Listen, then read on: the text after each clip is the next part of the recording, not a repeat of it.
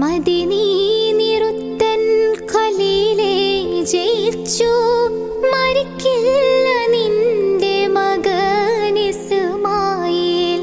ആകാശഭൂമി കദീപതിയായ അല്ലാഹുവിൻ്റെ ഖുദ്റത്തിനാലെ ഇബ്രാഹിമെന്ന നബിയോടൊരാജ്ഞ, ഇസ്മായിലാകും പൊന്മോനെ അറുക്കാൻ.